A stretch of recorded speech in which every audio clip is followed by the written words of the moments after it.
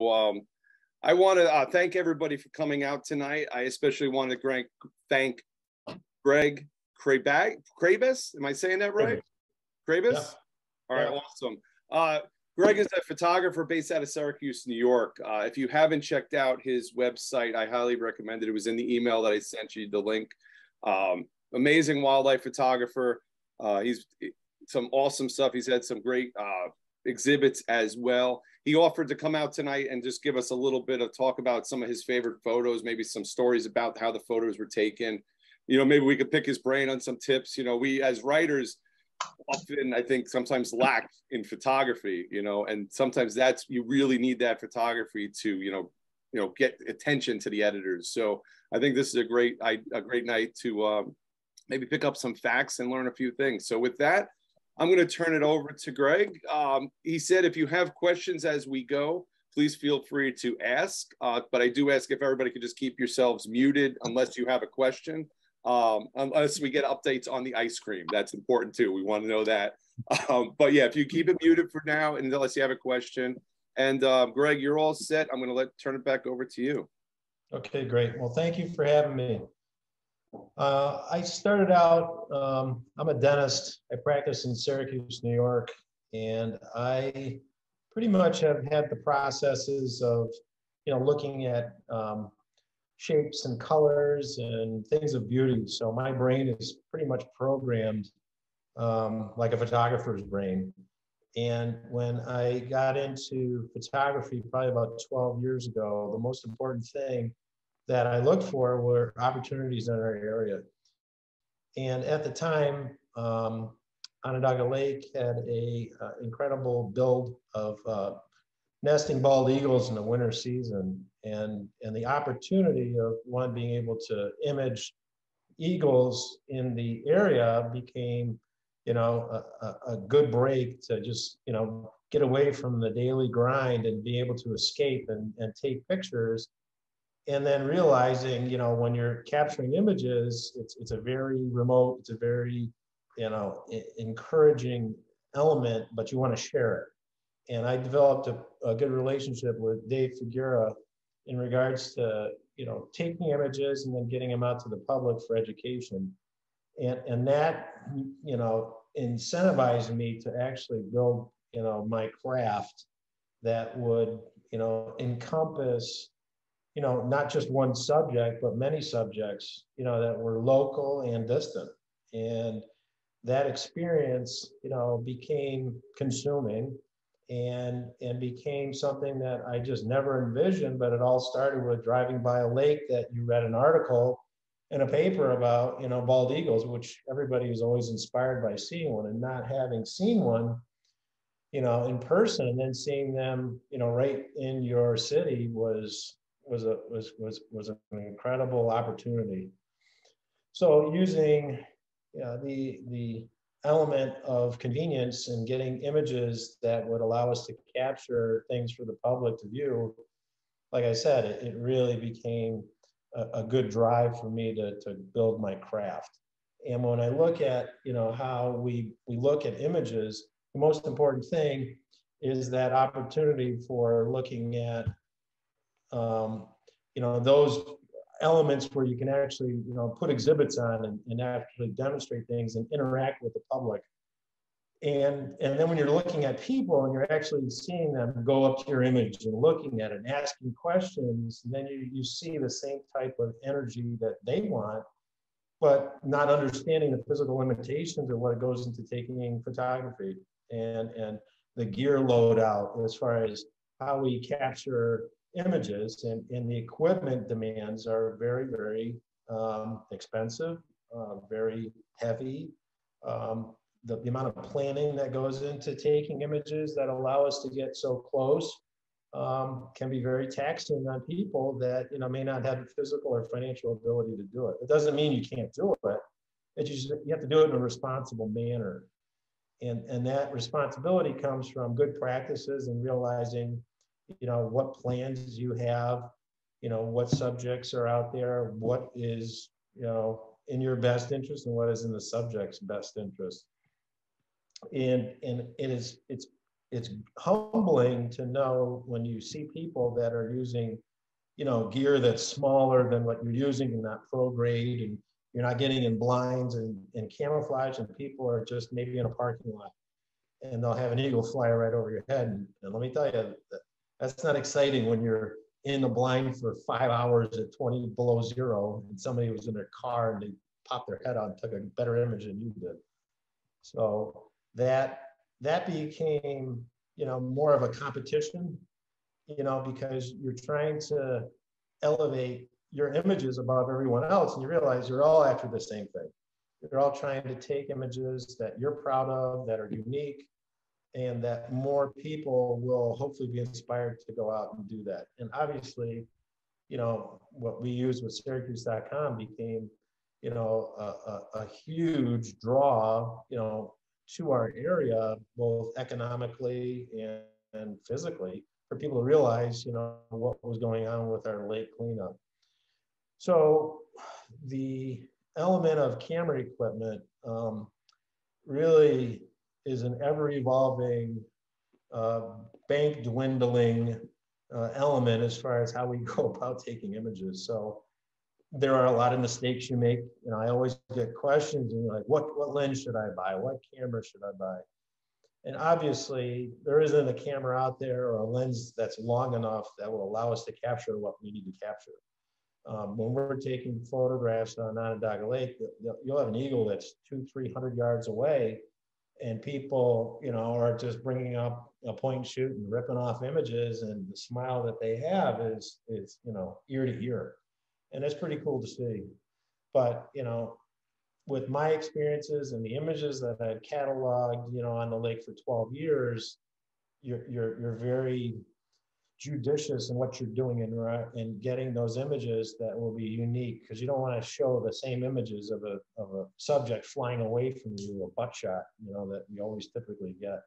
And more people, have those, but they're still proud of them, but that's the process. So as far as camera equipment, my equipment loadout has changed quite a bit. Now with the evolution of mirrorless cameras, they have pretty much taken over the DSLR line. And I've started entry-level DSLRs with, 400 millimeter, entry-level lenses, and then going up to 600. Now I'm shooting an 800, and I wish I had a 1600 millimeter lens, but that doesn't exist, thankfully, because it would be expensive and heavy. So mostly what we see here is, you have to be very aware of as far as what you're going to photograph, what lens you're bringing, how are you going to go about, capturing an image. So you want to have a pretty good coverage going from macro lenses, a 105 to a landscape lens of a 24-70, a mid telephoto 70 to 200, and then you can put a teleconverter on that, so you can have that reach to get you up to maybe another level, which would be like a 400 millimeter range, and then at extreme level 800. I'll be honest, the majority of my images that I'm going to be showing, I pretty much captured with a 600 millimeter f4, and that lens weighs about 10-12 pounds. And when you add in a camera body and a tripod, you're very, very tired as far as getting to a point where you are, going to be photographing images. So there are different shooting techniques that you go through in regards to, being prepared. People will say it's very similar to hunting, where you're just constantly looking. You're looking at animal behavior. You're anticipating a move. You're prejudging or pre-planning, an image. But the most important thing in preparation is, good technique, having the right equipment, having the correct camera settings in regards to what you're doing. So typically, when I'm shooting, I'm usually in a manual exposure, because you essentially know the subject, how big the subject is, what your shutter speed is going to be. Because if it's a large bird like an eagle, your shutter speeds, aren't going to be as demanding or as fast as a small bird that's going to be incredibly quick to stop shutter or wing activity with a shutter. So you essentially just drive with the shutter speed, and then you're going to what aperture, you're going to be capturing that image as far as the depth of focus that's there. So if you have a distant bird, you're really that f-stop or depth of focus, may not be as critical because of the reach that you're going over in order to do it. And then I will quite frequently, check my exposures, and then I'm usually in like an auto ISO. So I'll let the camera go into a little program mode that I know my shutter speed, I know my aperture, I'm letting the camera decide, and then you're focused on your images. But the key thing there is, especially the time of year, your subject, your background, light changes, and the evolution of mirrorless has been huge, because with DSLRs, you really had no idea what your exposure was other than, to chimp and, bring your head off the camera and look at your images and see what your exposures are. But now with mirrorless, when you're looking through the electronic viewfinder, you can see what the exposures are right away. So you can make those adjustments pretty quickly. And your keeper rate becomes, greater and greater. A successful day as far as going out shooting, it used to be, you'd have probably out of, I would shoot maybe 2,000 images, and I'd probably have 5 or 6 that I would be okay with. And maybe out of that, I'm very happy with 1 or 2. And that's a good day, especially if you have a large library of images that you're, building your critiques and, your composition and what you think is, truly unique. And that establishes your style too, as far as, how you're taking images, what your background looks like, are you eye level with subjects? So the planning process as far as gear loadout, where you're going, knowing key elements that are there as far as, what time of day is it? Where is the sun? Do you want your subjects, hopefully front lit versus backlit, because you're silhouetting them, so very tough exposures. Wintertime, very tough when you get, high contrast scenes, with bright snow, and then you got bright sky, and then you got a dark subject.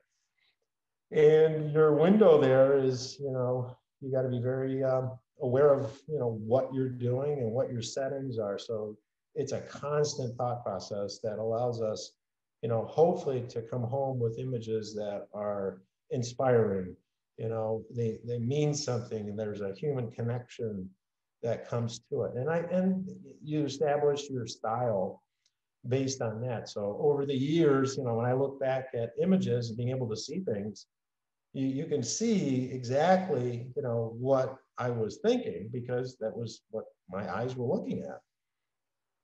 And then being, aware of distractions and all those things there, so you can have a connection with an image. Because typically now it's very hard when we're taking images with these high resolution cameras and everybody's looking at them on a cell phone. And it drives me nuts, because you're like, oh my God, that's a 46 megapixel camera. I was, using a 600 millimeter lens, and people are looking at an iPhone and just pinching, zooming. And it's like, no, you got to look at a real computer, please, because you're not going to get an idea of what's going on. So that's the hard part. When I look at, what's the outsource of this? I do my own printing and framing, so I take a lot of great pride in doing everything from capture to hanging it on a wall. That's unique, because the printing industry, you guys probably know, it's down almost 90%. Nobody prints anymore. And now, post-pandemic, with all the supply chain issues, it's very cost prohibitive even to do framing. So people in general are just, looking at it, as fast as they can. So if you could keep somebody's attention for 1 to 2 seconds, you could keep them there. But now with phones, I think if you can keep them there for like 0.2 seconds, you got them, because everybody's just scrolling, flicking, doing everything else, and it's really troublesome to know that, oh my God, I was in a blind for 6 hours at 20 below, and you flicked. So that's the hard part about doing that. But when you look at gear too, I always shoot with a tripod. A gimbal head is kind of a way of supporting the camera and lens. that is a fluid motion. So on the left down there, you'll see that elbow-shaped connection to the tripod. That's a gimbal head. So it's pretty fluid on an axis that you can follow, track bird subjects without the weight of, a 10, 12 pound lens, supported by your left arm, and fatigue kills you. In the wintertime, it's very hard to be able to, track things, stay warm, and not print yourself to a subject or to other people, because you're trying to blend in and you're trying to learn behavior, but you don't want your behavior to be what's throwing everything away. So, camera support is very important to be able to withstand the time that you're going to have to put into doing it. And time again, you'll go out and photograph, and you make that commitment of time to be there, realizing, all right, my keeper rate's going to be this. I may have 2 or 3 images, but I'm going to put time in. And obviously, the more time you put in, the more opportunities you have. And it's kind of sad and frustrating when people come, but they're on their own schedule and everybody's busy, but people will come in and be like Jurassic Park, like, when are the eagles going to show up? Like, you're going to push a button and they're going to show up, and then they say, well, I'm out of here, and they're gone. And you scratch your head and you laugh, and then and then those are the people that get the photograph in the parking lot when they left. So it drives you crazy. So camera support's key. And then what's your plan? I mean, so obviously camouflage, trying to blend into a shoreline. I mean, there's always ways to improve, everything that's there. You assume, wow, I got, a good camouflage profile here. I can really blend in, and every duck that flies by you sees you. So thermal printing has got to be it, because you carry all this gear out, 60-pound camera pack, tripod, and everything, and you're sweating like a steam vent. So I'm sure that thermal print is enough for them to say, yeah, I got you, and they take off. But part of that too is protecting yourself from other people, so you're not drawing attention, because it's very common that just like when you're driving a car and somebody pulls off to the side of the road, what are you looking at? Everybody pulls over, and then everybody's got their phone out. So you want to be isolated. You want to keep it private, so that you can see more behavior that's there. So I do wear camouflage clothing. And then obviously it's just the physical challenges of what we're doing. So there are times when you can't bring a blind. There are times when camouflage is not an opportunity. It's just the cold temperatures. So photographing, like on our lake, the key thing there is just temperature. You got thermal distortions. You got a lot of things coming. So you got to be real as far as what's there. So you got to understand it may not be your camera. It may be the weather. It may be the temperature. It may be the water, snow, and everything. But that doesn't mean you wait for perfect weather, because perfect weather rarely comes. And even on the most beautiful days that you think are going to be, opportune, there's no, animal activity at all. And it really, you bang your head because you're like, come on, this is perfect. I have like 4 hours, give me something. And you come home with nothing. And sometimes it's the lousy days that you get in and you do capture something unique. So physical challenges can be somewhat tricky. I evolved, going from photographing in the winter to saying, okay, we had an eagle nest on Cayuga Lake that was probably one of the most visible and close and safe protected eagle nests, that really were very tolerant of people. And then I, got into, shooting from a kayak, and shooting from a kayak becomes a challenge in itself because of the tip over or rollover potential. And then also having the same techniques and shooting styles with a very expensive camera, because cameras and water mix once and they don't mix again. And unfortunately, with a kayak profile like that, I ended up putting in a trolling motor, because if you're trying to photograph shorebirds or any waterfowl, they see they're gone. So at least kind of tweak out a kayak, put a trolling motor on, and then you can control it with your feet as far as steerage, and then trying to have as little movement as possible. You look like a drifting piece of wood. And then I even put outriggers on this, doing research, so I won't roll over, because when you're photographing something that's flying away, you're bending down, you're crouching down, you're finding muscles you didn't think you had before, and they fire at the wrong time, calves and hamstrings, but you're just bending over constantly. So at least the outriggers will kind of keep you from dumping in the water. And then you look at other shooting styles where it's almost too easy. So I've been to Alaska 4 times, photographing eagles twice and grizzly bears twice. I've been to and this all started from just photographing local birds, Costa Rica, and then I'm scheduled to go to Canada to photograph polar bears on the ground. So that's in October if the pandemic is clear. So, the cool thing about Alaska, which is unique from what we photograph here, is, like this, you can be laying down on your ground and the eagles walk around you, from 10, 15 feet away. It's really, it's surreal. Almost like penguins in a zoo. They just walk right around you, and to the point of where they're looking in your lens and you're within the minimum focus distance. That's pretty cool. So when you come home and you're like, oh, everybody's like, oh, there's an eagle 300 yards away. It's like, oh, okay. I don't know what to do now, but I think I'll remember this one. So bird photography wise, I think the key element there is, taking the opportunity to bring your camera with you and bring a loadout, that will allow you to establish that, human connection that we have, whether it's eye contact, it's eye level, knowing you have surroundings, trying to be as intimate as possible without threatening behaviors.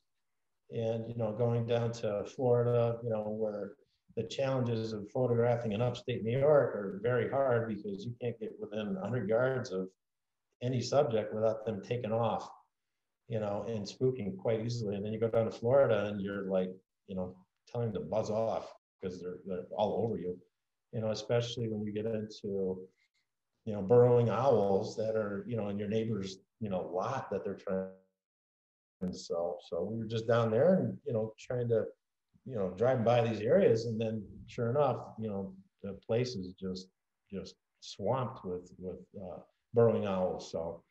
So this is the same thing. So, to get that intimate shot, you want to be as close as you can as possible to your subjects, eye level. You want to pay attention to your background so you can compress out the background so you don't have a lot of distracting elements, paying attention to your highlights and things like that.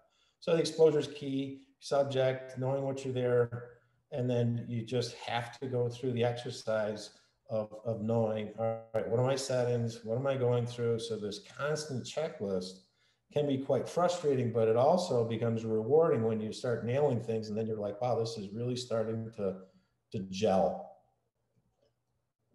So success rates go up, the more prepared you are, and obviously the more you are attuned to what's going on around you. And then going to New Mexico and Bosque, then you see, hundreds of people, in a drainage pond, photographing, birds, and you look at, what we have to deal with there. Everybody's, just fighting for real estate. Everybody's got the same gear. And then when you're there, it's pretty cool, because then you're like, all right, everybody's doing the same thing. What am I going to do different? And to look at that, everybody's pointing the same way, looking at the same profile. So you end up saying, I'm going to go to the opposite end, and I'm going to do something unique. I'm going to look at the light. Where's the front light? Look at subjects, get low, get intimate, and get things that are there. So then you start coming away, with images that are very, personal, full frame. You have eye contact, with your subjects, so that you really become, drawn right into it. And it's easy to say, all right, I'm going to capture an image. I'll just crop down. I'll eliminate all those things that are there. But the hard part with that is that, where do you want to spend your time, in front of a camera or in front of Photoshop? And it's pretty amazing how many people just do so much post editing versus capture it right and you're done. And if you can exercise all those different skill sets to get you to that point, your keeper rate's great, the images are unique, your exposures look right, and it's something you're happy to say, you know what, that's going on my wall because it's different than what other people are taking. So, you know, keeping that intimacy, keeping all those things that are there, knowing your subjects. And the hard part is when you're trying to photograph birds, waterfowl, eagles, mammals, all these things, I don't have a lot of time. And to be able to, you know, understand, you know, animal behavior, you know, where are you going to do it? You're going to do it on the internet, you know, doing research. You know, being a dentist and, you know, I have a family, so it's very hard for me to do that. That education for me comes in the field and looking at different animals, and it's very similar what they're going to do, what they're looking for. And it's a general, technique that allows you to say in the animal world, this is, you know, usually what this other species does. And then you can kind of take that information, build on that, use that for another subject. And sure enough, it works. And, you know, photographing eagles in a nest, you know, and then, you know, hearing pileated woodpecker calls. And then sure enough, about, you know, 20 yards, you know, around the bend, you know, here's a nest of pileated woodpeckers. And now I'm like, this is great.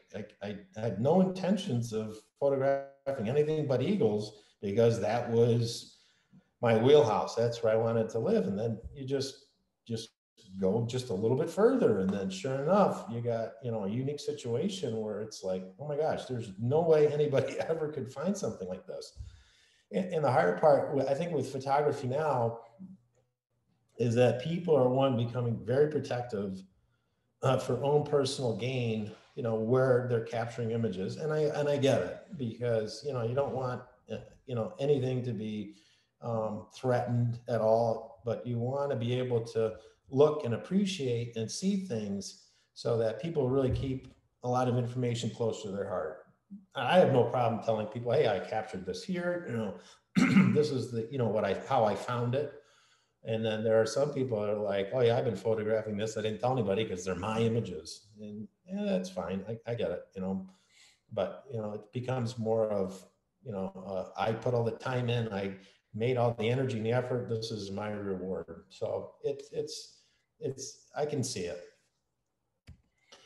So images like this, you know, it was pretty amazing early on to have next to my bathroom. I happened to see a cardinal land into a burning bush right in front of our bathroom. And I go, oh my gosh, they're building a nest right there. And what I did is I ended up, you know, letting them build the nest, and I left the window open, and I would constantly be there looking at them. And immediately I was a non-threat. So male and female cardinal, you know, were building their nest, and when they would both take off, I would go in there and I'd prune maybe a leaf or two, you know, towards my window. With very, very light preparation, I had a clear view of the nest. Everything else totally protected. And then I set up a remote flash, and then I set up a remote camera, and a remote trigger. So I would instantly hear the chirp of the male cardinal come in, and then sure enough, you know, before they laid eggs, I started, you know, doing some test fires. Didn't bother them at all. Nothing. And then for about 8 days, I photographed everything. It was really wild, from the feeding process to feather development to fledging and everything that came forward, and watching who was more productive, excuse me. And then after about 7 days, you know, sure enough, you know, they're gone. And it was just really wild to see nature and to see it up close and to see it with proper exposure. So I ended up getting to the point where I had 3 of the chicks that were fledging, and I immediately came home from work and I look, and one's gone. I'm like, oh, I can't believe I missed it. And then here's the second bird is sitting, looking right at me, and then he flies and hits the window. And then I'm like, oh my gosh, this is my bird. So he ended up flying away.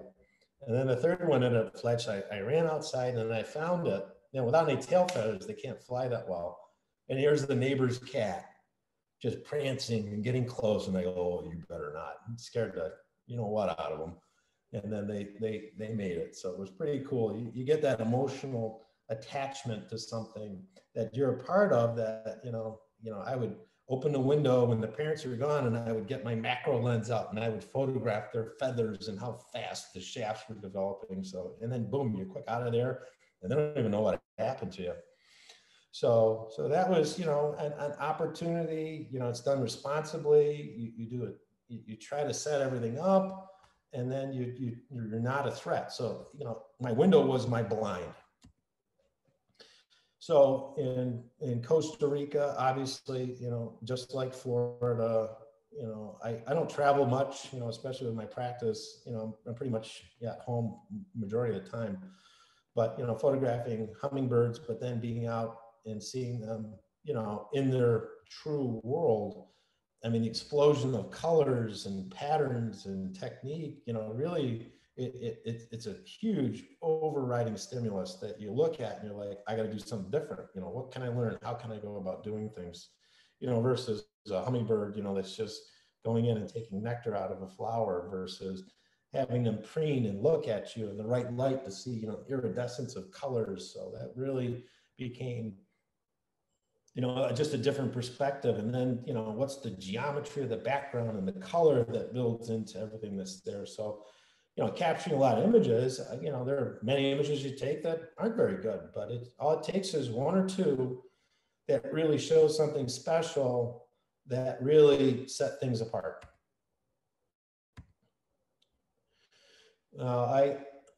After eagle images, we used to spend a lot of time up in Old Forge and with a common loon population up there. I mean, we were frequently kayaking, before I got into photography, and birds incredibly talented. Just everybody's kayaking, everybody's boating.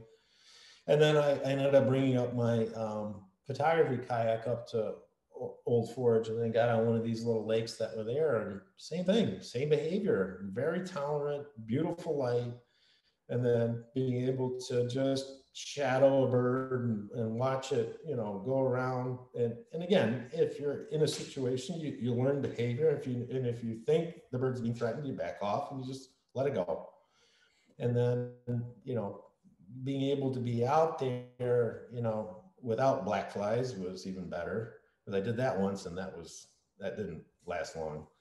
That was pretty traumatic. But loons became, the same process. The photography of them is very unique too, because of all the water and the highlights that they have, on their breast and on their wings and the iridescence on their neck. So that became another sub-passion. And then obviously everybody wants to photograph a loon and her chick, riding on top. So I ended up going up to Canada and then, had a friend of ours that takes a lot of images, and we ended up going up there and photographing them. Totally different experience, but it's just the volume and the capacity of food that these birds go through just to feed them, not to fledge, but eventually to survive, because predation's incredibly high with loon chicks. And so each element, and every time you're going out there and you're photographing something, there's something to take back. You have to learn a behavior, and then maybe that's the drive to go home and say, all right, I'll do some research. Was that behavior? So that hopefully the next time you go back, you can, recall, what happened and maybe anticipate what would come from that next. Now, one of the cool things, as far as, excuse me, I got a tickle. One of the good things as far as, looking at your images again is it's instant recall. That knowledge base that you built years ago instantly is recalled. And that may be the refresher that people need to do to come back and say, all right, I'm gonna go do balloon photography, and it's 2 years since I went out and photographed them. So to be able to go into like a Lightroom program or any image management software, you can look at your settings, you can look at all the appropriate things, and then now you're recalling based on the images you took, what was the behavior. So that life lesson is cumulative. It builds. You don't use it or lose it. Some crafts are like that, but photography, I think, is there's a lot of recall. And then, red-breasted mergansers that, we had on our lake here photographing the eagles. They had kind of a bubbler pond, near where they did the cleanup of the lake. So they had some dock space that was open. And then a lot of the waterfowl were brought right into it, and extremely tolerant of people. Same thing, get low on the ground, shoreline, capturing images, but then looking at behavior and just trying to get, oh my gosh, you look at the iridescence of the head, and then you look at the eye color, and then you're looking at, the texture and tone of feather patterns. And then it's like, this is so much like my exposure for loon photography. So eagle photography, loon photography and waterfowl photography, just being able to capture things on an intimate level. A lot of my images, have a similar feel to them as far as being intimate, as full frame as possible, but still having some intrigue as far as, what's the bird looking at, what you're supposed to do as far as rule of thirds. There's always rules to be broken as far as how to take images. But I think the most important thing is, what are you looking at and how do you want the exposure to end up? And then, having a greater scout that looks like Darth Vader staring you down for a very small bird becomes, pretty cool. This was in Maryland. So having photographed eagles on our lake, you get, energized to be able to photograph them. But the problem is, they pull the bubbler out, and the next year it's solid ice and there's no birds and they're not close at all. So doing a little research, you find out where there are, a lot of waterfowl that do migrate here that you can photograph without, encroaching on their habitat. Sorry about it, I'm drinking a lot of water. And so in this case, we were down in Maryland, and then you're in waders, sitting in, seawater for 4 or 5 hours and just letting birds just fly by you, look right at you. And, for a bird that's fairly small to be able to fill that, with your frame with a 600 millimeter lens, it's a pretty cool experience to be able to do something that close, that tight. And being able to then realize I've been in the water that's 40 degrees for 4 hours, I can't move. And you're totally locked up. And now you're like thinking you're in your kayak again and you're going to dump a camera in the water. So sometimes it takes a little time to not spook them all away because you can't move. And, the build from there is, okay, now it's, getting into spring, what are the things that are around us here, that we have in abundance. And, wood ducks are pretty prominent in a lot of our local lakes and a lot of our rivers that we have around here. In some very tight areas that require setup, getting in there pre-dawn, setting up, a blind, whether it's a throw over blind or if it's a true blind, that you can sit in and then just try to blend into the landscape as much as possible. And then wait 2-3 hours for the sun to break. And then to have all the males, in competition mode, start chasing each other, flying in, peeking out, and, showing a lot of behavior. And then every week realizing, okay, next week, hopefully the leaves pop and we're going to have more color and there'll be more background. And then you're praying for good light. And then the next week comes and you have everything lined up and there's no birds. So it drives you crazy, but it also drives you to come back. And there are times, like an image like this, I figure, geez, I'm in the right place, the right time. I captured this image. The other people are like, oh my God, I got to get that shot. Because everybody tries to replicate images and saying, I got it. I don't have that one in my inventory. How do I get it? And I haven't had this shot in 5 years. It just happened to be one day the behavior was right and they were doing things in the right light, and I still have not been able to reproduce it. So every time, you go out day in, day out, I mean, I don't spend a lot of time, but the time that I do have is very precious. And I don't want to waste time. I don't want to duplicate images that I've had before. But you'll have images that, that you'll recall saying, you know what, that one time I went out there, I haven't been able to do that one again. Maybe today I'll have the same thing. And then looking at, the same thing. All right, I'll have a blast off shot of a wood duck. And the odd thing was, it's finding the right bird. And in this case, I had a male wood duck. I'm in my blind. He's kind of twerking his head and just kind of looking at me. Doesn't really know I'm there. He thinks something's there. And he would, cock his head back and then he would blast off. I'm like, oh my God, I captured the image. And he would land 15 feet away and he'd swim back, go to the same spot and do it 10 more times. I'm like, you're awesome. And just to be able to see that, and I'm like, I don't get this. I've been doing this for 4 years, and this one bird is just like a theatrical, element. Like, did you get that one? Can I do it again? So that was pretty cool to be able to do that in the right light.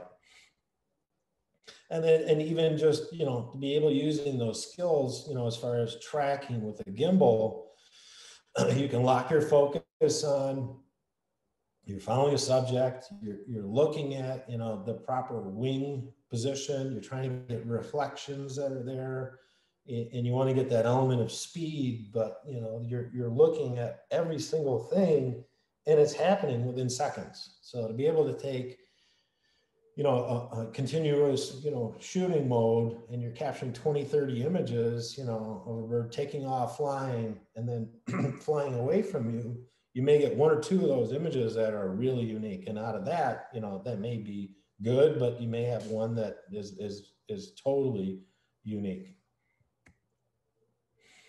So as I had said, having photographed, small birds and things that were targets of opportunity local, the natural element was, all right, do something bigger and better.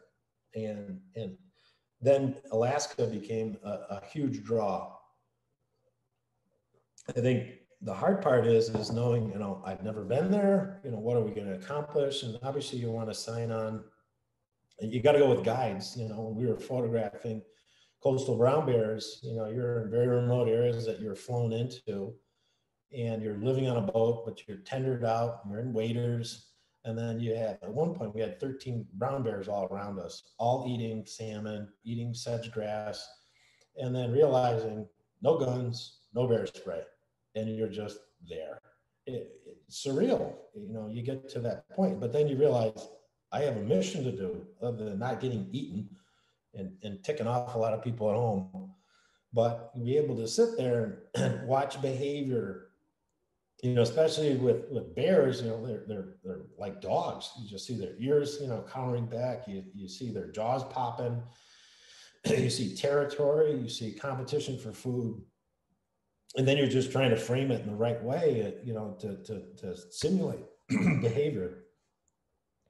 And then you realize food source. So you'll have, like, this bear came out of the water. He was huge, and when you're on these salmon runs, the water is boiling with salmon, and you look down and you're in a stream, and you look around you and there's bear looking at you like, get out of our food source. So you get out of their food source, but you're just getting to an area, and the bears are catching, like humpy salmon, and then they're eating them in 3 bites. They grab the tail, body, up to the head, and by the time they're done, the head's still moving and the bear's gone. But in this one, he was less than probably 10 feet from me, shooting with a 600 millimeter lens, and the bear could care less. And just before photographing this one, I was locking on to, he was about ready to slam in the water, and then something brushed by me. It was another bear that hip checked me, and then he just walked by me and went into another area. So it really was, your attention span is very, very much ADD, because you want to survive, but you don't want to miss anything. So being able to photograph, their claws, the fish, what's going to happen and then trying to do things, full frame, but still try to capture your style. And this is how we went about doing it. We had a float plane that would fly us in, and we're aboard the boat there, and then they'd have a tender that bring us ashore to the salmon runs, and then you just go ashore. So really just a unique experience. It changes you when you're there, realizing that I just can't believe nature is like this. So you have experiences like this, and you're like, there's no way I can do this anywhere else. But then you come home and you can have a very similar experience with something that is just unique. So the eagle photography, especially on a bear trip like this, was nothing like the eagle images in upstate New York until I photographed eagles in Alaska, and that became different. And then elements like this, where you're like, oh my God, nobody's going to photograph cubs and seeing them in the wild, and cubs like this, they're, especially yearlings and things like this, mother's very comfortable to be able to nurse them. Everybody's asleep, and you're like, I am too close. I cannot, focus on them. There's three other guys with you, and you get to a point where it's like, I don't want to startle her. I don't want to bother her. And it becomes very powerful, but you just get sucked into the moment. You're like, this is so cool. I can't believe you're photographing this. And then you get, the lazy bears that just, sit on the shoreline. You get probably about 800-900 pound bear that's just getting a suntan on the beach. And this was when we had just come ashore.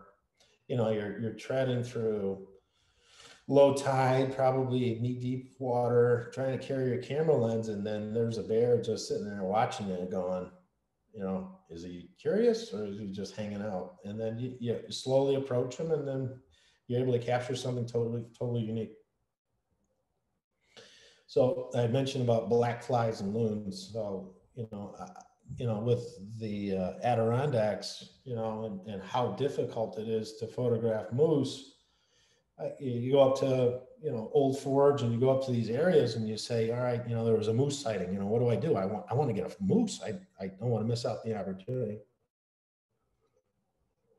I remember, towing in my kayak and going into this Moose River Plains and being able to, go into these old logging roads and almost losing your car and realize there's so many deer flies and black flies, and you portage in, you get in there, and there's no moose.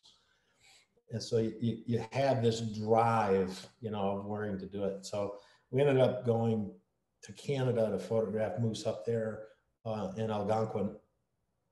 And the funny story is that we were going over Thousand Island Bridge, and we get to the Canadian border, and the agent there, she says, so what's the nature of your visit? All right, we're going to do photography. Where are you from? Okay, this. What are you going to go photograph? Moose. She goes, why don't you just go to the zoo? And we're like, what? He said, you guys have moose in your zoo. That's pretty good. So we ended up, going in, deep into the park. The same guy we did loon check photographs with. Finding the right person to bring you to the right place is one key thing, because it's too hard to find things, but to be able to find things responsibly. And this was my first experience with black flies, being in early June, and it is unbelievable, to one look at an animal, this majestic, and then realize they are just covered with black flies and leeches and wolves in the background, and you're going, let's not piss him off, because I'm sure he's not enjoying this day. But all they're doing is eating lilies, and then they go in the water, and the black flies would take off the moose, and they'd land on you, and then you're trying to ask the guy, like, how do we go to the bathroom quickly? So it is very cool to be able to photograph things that are so powerful in just a totally different light, because when you go to these areas like this, everybody's, are looking for moose on the side of the road, and everybody pulls out of their car and, backs up to each other. And everybody's got an iPad out, an iPhone. And it's like, I don't want that experience. I want something different. There's a style that's brewing here, and I want to try to preserve that in everything I do, so that, if the opportunity is there to photograph something once, I want to do it my way. And hopefully when I'm done, it's like I may have 3 or 4 images that I'm happy with. And then, now being home certain times of the year, starting to see things, like everybody knows, oh, I had a fox, den that was right behind my shed. Why didn't you call me? And then sure enough, about a street over from my house, driving home from work, and then I see a bunch of kits that are just out playing. I'm like, oh, this is perfect. So be able to photograph them, with a 600 millimeter lens from your car, you're not doing anything because everybody's driving by. You're not threatening them at all. And then being able to get that intimate shot to be able to photograph them. Same process, looking at, how are their ears look? Do they look threatened? Do you have that, eye contact with them? Do you have a background that's clean? Does it look similar? Are there distracting elements that you want to, eliminate? Because you almost, like I said with dentistry, what I do is, when we're trying to fix a tooth or do something, you want to reverse engineer it. I know when something's broken, I look at it at the end, I'm like, okay, I know what it's going to look like. I got to reverse engineer it and go backwards. And I try to have that same perspective with photography. I kind of pre-vision, like, this is what I want the image to look like, work backwards, and then build, the setup, and then just do it. And then hopefully that gets you to that image where it's like, it's done, I got it.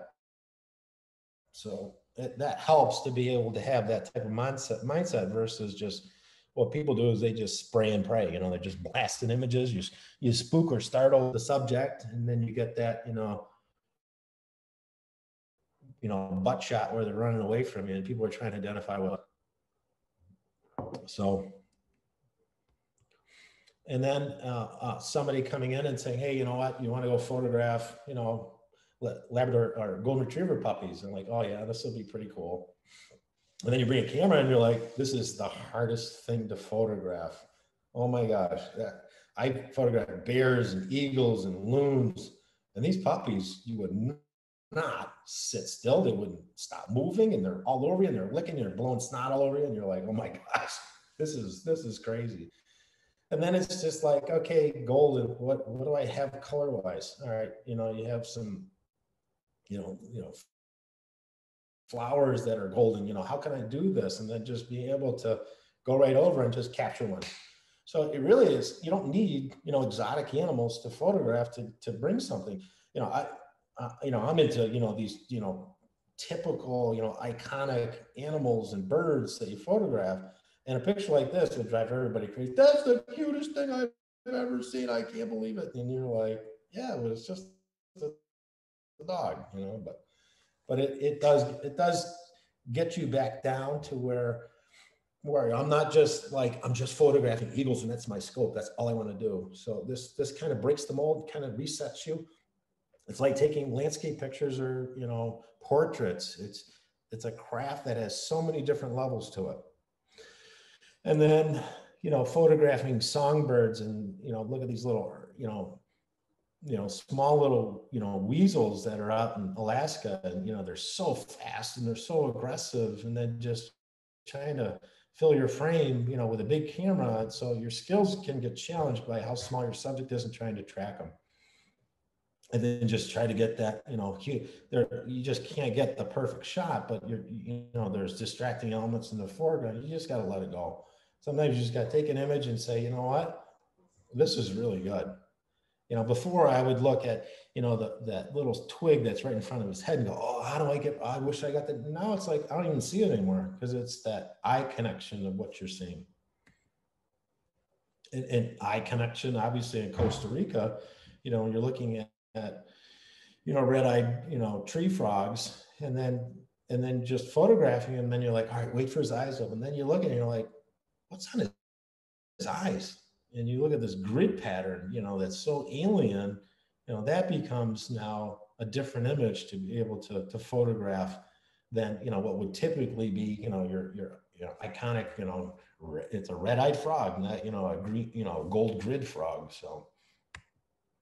So bald eagles really was my passion to be able to, take images. This is not Central New York. I wish it was, but be able to go to Alaska and sit there, and you're in a parking lot, and you got, eagles that are right above your car, and they're pooping on everybody's cars, and you're like, oh my gosh, that thing is right there. So they're like crows, but that's the hard part is, how do I do something different? How do we photograph something that, is truly different? So it's just, there's a lot of images you take and you go through.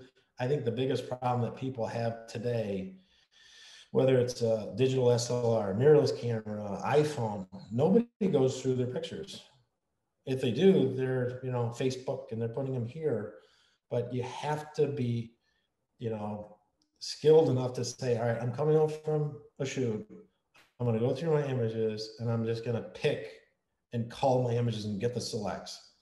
That right in itself helps you as far as your editing process, and your composition. So you're like, that's the image. That's what I want to capture. So next time you go out, and then that will help to get, that mindset as far as, all right, this one image, had the right lighting, but my exposure was off. So, the fact that you're home, you're still taking pictures in your mind because you're critiquing, the exposure settings, all the things with the light and all the things that are just as if you're in front of the image to be able to do it. And I really enjoy, looking at other people's images and saying, all right, this was my image. What would I do different? So there's always a learning process. And then to, be even more intimate and, I think when we were there, to be able to use a 600 and you're like, oh my gosh, there are so many different, colors of their eyes, to be able to looking at blue steel eyes to golden eyes, to immature brown eyes. And then right there, you're like, all right, I'm going to work on this.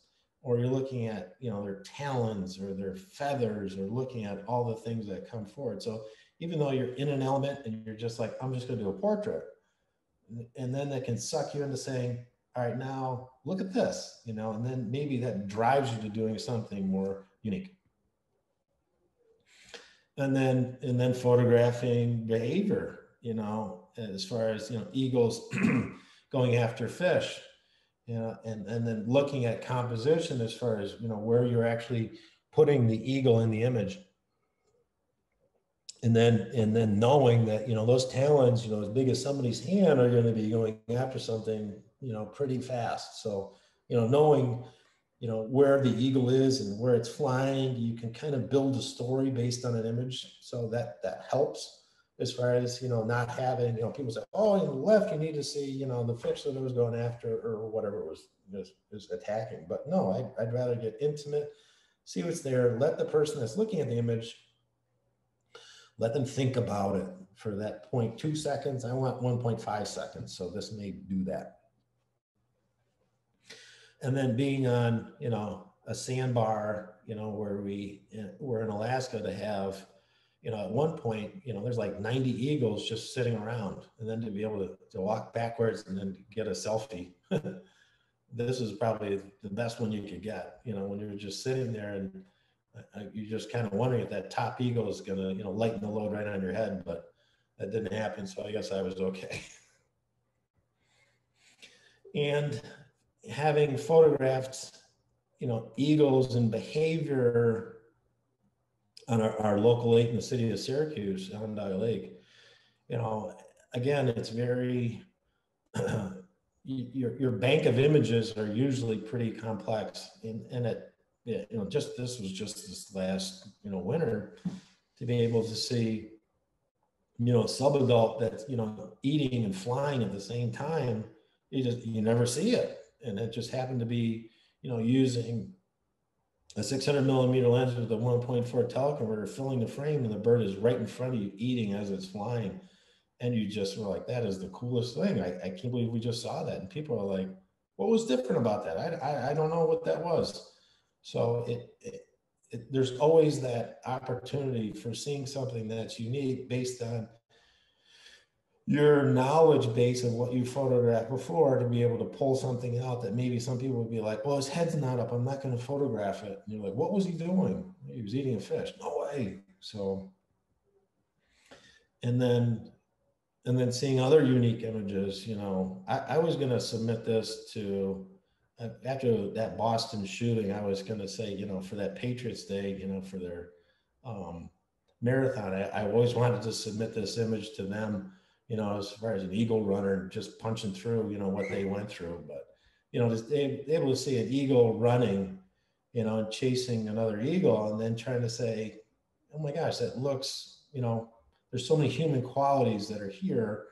How does the animal kingdom transfer over to what we see? You know, because, you know, seeing the prototypical, you know, iconic image, you know, people sometimes want to see something different that maybe, again, capture their attention. So, you know, I think wildlife and outdoor images become, you know, very exciting, and to be able to get, you know, something totally unique. But landscapes, you know, I think are more time consuming. And having gone to, you know, you go on family vacations, you bring your camera with you, and then, you know, we just actually just got back. We went up for a couple of days to Maine and photographing up there, and it's unique because you kind of go back to the same spots you went before, and you're like, oh my gosh, it was so much better X years ago, or oh my gosh, I forgot my camera. Why? So to be in Maine and Portland Headlight, you know, to one, be at an area, I was with the photo tour that we went with this. We actually had special permission to be there after hours with the Coast Guard. So usually at 6 o'clock, they kick everybody out. Well, the nice thing was, if you've ever been there, most of the time there's thousands of people that just surround the lighthouse and be able there. And then it's looking, okay, you know, nobody's there. The light, you know, past sunset gets very, very blue. And then using neutral density filters and to be able to have, you know, very, very long shutter speeds, you know, you can ink out in very, you know, slow motion and just blur out the water. And now it's like, okay, I want these images to have more of an artistic feel, almost like a painting. And then, you know, nautical wise, you know, we have a lighthouse here in one of our Great Lakes in Ontario, Oswego Harbor. And then to see, you know, at a day where, you know, the light is, you know, very spotty, but then there's 60, 70-mile-an-hour winds, and, you know, break walls are just going to be really aggressive. So to be up there and have your camera blow over, you know, 4 or 5 times, and then you realize, you know, timing and exposure and waiting for light, you know, sometimes you capture some things. Now, at this point, the lighthouse is in disrepair. They put all these concrete, you know, breakers in there. The images now, they look like something at, you know, in Normandy on Omaha Beach, you know, with all these things that are there. It's just, you don't want to photograph it now. So anything that you see that you really say, you know what, should I take it now or do it later? You do it now, because in 9 times out of 10, you come back to photograph something, it's not going to be the same. Light won't be the same either. And then obviously a lot of the fishing boats that are there. I had a funny story.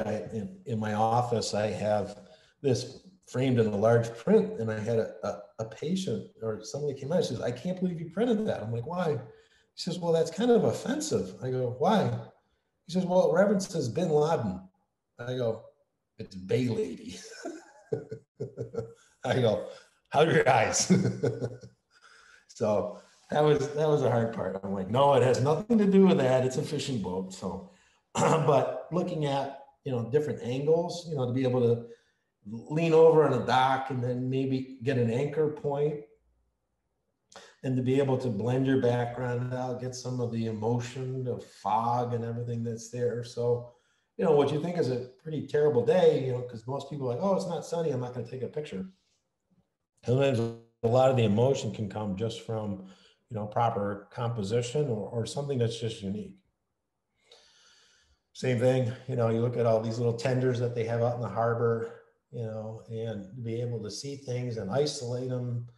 I don't do a lot of Photoshop much at all. So everybody's, oh, I need to have you train me on how to use Photoshop. I have no idea how to use Photoshop, you know, other than doing some minor edits. I try to capture everything, you know, at the time, you know, in camera, because I don't want to spend all that time, because, you know, coming home, you got to go through your images, and then, you know, what's the output source? Am I going to print these? Versus, you know, heavily manipulating images, you know, maybe it's, if you put a filter on your camera, could you achieve the same effect? And that becomes, now that part of that strategic plan as far as going and taking images. And then going down to Charleston, South Carolina, and then going to see these, oak trees that, were recaptured in the ocean that have been, just skeletonized because they're in the water for so long, and then just getting these, Gothic looking architectural images, looking at the light and trying to get long exposures and just trying to get a sense of emotion. So that becomes, more of a drive, because you come down to these places and there's tons of people. Everybody knows where, oh, this is the place you got to go to see the oak trees in the ocean. And then to be able to jockey for position, for, capturing it in the right light and doing long exposures and hoping nobody's going to get in front of you. It's constant work. And then photographing in Charleston at this Magnolia Gardens, when you watch the Masters golf tournament and you see, how green and how pink the azaleas are, and then it just inspires you to say, you know what, I got to go down there. We went, I think back in 2001 to the Masters tournament. I remember walking around, I'm like, oh, I've never seen colors like this before. And this actually was 3 weeks past peak as far as springtime.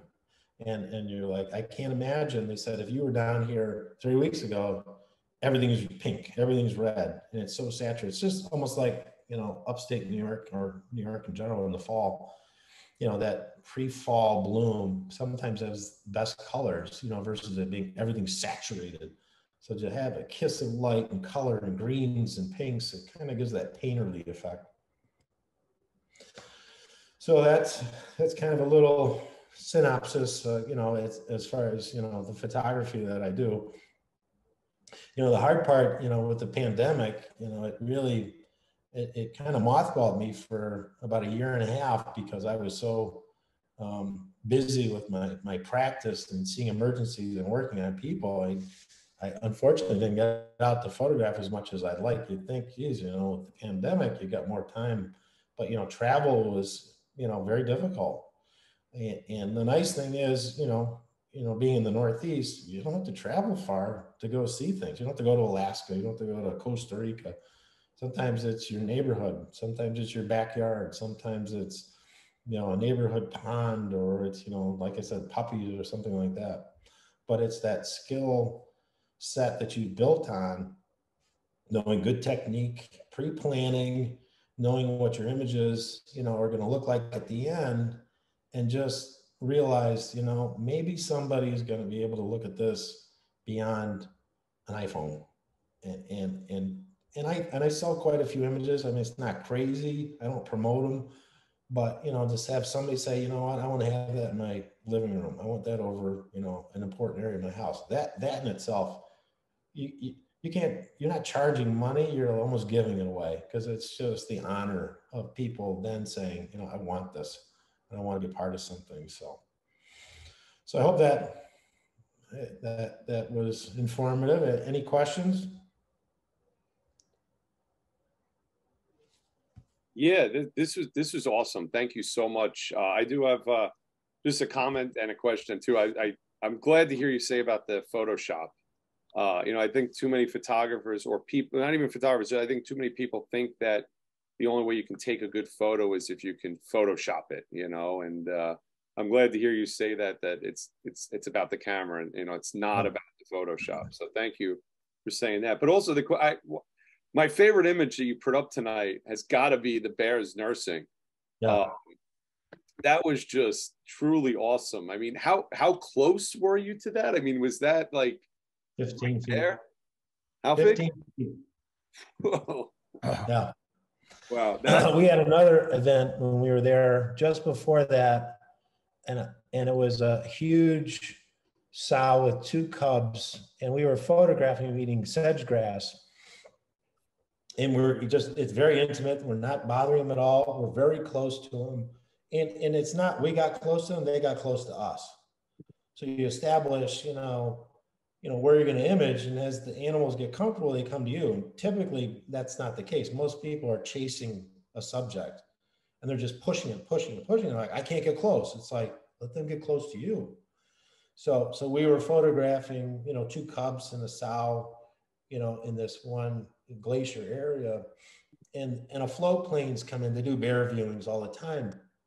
And then we were photographing, there was like three of us, and then a group of three and this older guide that was there with us, and they sat down. So now we're drawing attention, like the side of the road. So one of the cubs got curious and got close to this guy, and this guy takes his keys and throws them, and he goes, ah! Meanwhile, the cubs scatter, and the mother stands right up like this, right in front of us, like 6 feet away. And we're all staring up like, oh my God. And then she slammed down. And then we're all looking at each other like, did you get that picture? I go, I need new underwear. I got nothing left. And we look at the guy and you're like, what the hell did you do? He goes, I didn't know what to do. Don't do that again, leave. So here you are, and you're in a great situation, and somebody does something stupid. We could have all been dead. And the mother she just sat there and just kept eating. And it was like, wow. So experiences like that, and then you see them sleeping, and you're like, so that false sense of security, you're looking at it and you're like, these are like dogs. And you're like, no, they're not. Look at their claws. Watch how fast they eat things like people. So. I wonder if you could just give us a clue as to how it was when you started. What kind of equipment did you start off with? How long did you sort of work at honing your skills before you started selling your work or collecting it? What was the beginning like for you? Well, in the beginning, obviously, I think having our children born, the one thing I didn't want to do was, photograph with a conventional, phone camera. So right then I did a lot of digital photography in my office, taking pictures of teeth and shades and things like that. So I started out with an entry-level digital SLR. Then I think I added, your kit lens. So you have, up to like a 70 to 300 millimeter lens. And then realizing, what your subject is, and then trying to see, okay, what are my limitations here? What's my subject? How can I get close? And then just starting out with, if you start out with the right settings in the right light, you can capture great images. The challenge is that when people go out and take pictures, there's always a compromise. If the lighting's bad, you can have the best equipment out there, they're going to be bad images. So having, good light, the right focal length, if you can. Sometimes you can't. If you're limited as far as how long your lens is, you got to realize I can't get that subject if it's that far away. So maybe I focus on something smaller, more intimate, and then build your craft from there. And again, obviously, when you look, getting into an area and letting a subject come close to you, you're going to fill the frame. You're not going to fill the frame by you getting on an animal. You're going to let the animal come to you. So being able to take the images, the right camera settings, you're limited by, what equipment you have. Most of the equipment today, that's available is so much better than what was available 10 years ago. And you look at those limitations of like an entry-level DSLR compared to an entry-level mirrorless camera now, it's unbelievable. It's like a pro body now, at minimal investment. And there are entry-level, prosumer type lenses, that'll be like a Sigma. You get a 150 to 600 millimeter lens. You got all that focal length. You got a good mirrorless camera, for, moderate investment, not crazy investment. And just letting subjects get close to you and being able to take those images, you're going to start building that skill set and looking at how things work. And you got to inspire yourself, because the hard thing is, you could say, like anything else, I don't want to do it today. I got to mow the lawn. I don't want to do this. I got to do that. And you could talk yourself out of it versus talk yourself into it. If you talk yourself into it, you're going to then start motivating yourself to say, okay, now I remember, I got to do this, like take the lens cap off. So hopefully it's not that stupid, but it's been done before. So You bet. Did that answer your Many, question? many thanks. Yes, and thanks so much. And it was a great show. I got to take off now, but it was wonderful. Thanks, All right, thanks, thank Chris. you. Thanks for setting it up. Greg, this is Dan Ladd. I work for New York Outdoor News, and we use Photoshop a lot, but it's mainly to correct photos so that they look better on the printed page. And they're basically things that come from the folks who print the paper. I'm certainly no Photoshop expert. It's the settings and everything are kind of presets, but you still use your eye.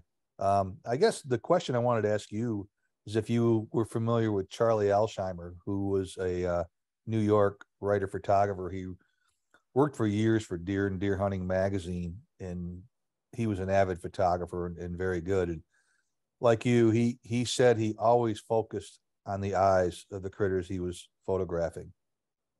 He always focused on their eyes. Yeah.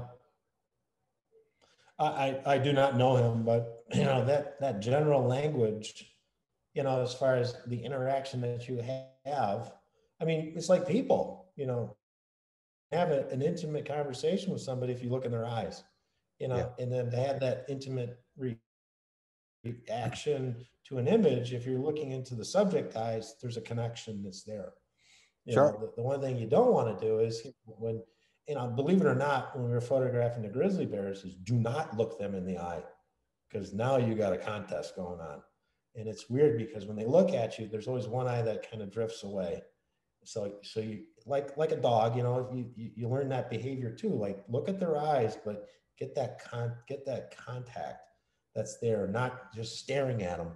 Because people are saying, how do you spook an animal? Well, you look through the viewfinder, and at the front element, what do you think your eye looks like? It looks like this giant thing from like Harry Potter, this giant eye looking at you. I don't know if that's true or not, but Charlie, I agree. Charlie passed away about 4 or 5 years ago, but you can tell his photos when you see him. If you pick up a copy of Deer and Deer Hunting magazine and or even a recent copy, because I still use his photos, yep. But even a copy from 10 years ago, 20 years ago, you can tell these photos were his. But yeah. What was his last name? Alzheimer, just like the disease. Oh, okay. Yeah, he was from Bath, New York, that area. Yep. And he was a field editor for Deer and Deer Hunting, and he used to be involved with this organization when he first started out back in the 80s, and he became the field editor for Deer and Deer Hunting. But I think I don't know how much bear photography he did other than some black bears, but I think his focus on the eyes was with the lens and not so much his own eyes. Yeah. Yeah, and I think that's true with just about everything that you look at. Is you have to have a connection, with something, and people. If somebody can look at your image and say, "I see your style," then I think you're doing it right. So if Charlie was the same way, and you're like, I know your images, I know what they're going to look like, then I think that branding, as far as what you're able to do, I think you're making it work. So if people can recognize it and remember it and look for it, I think that's when you realize, what, I think I'm doing this right.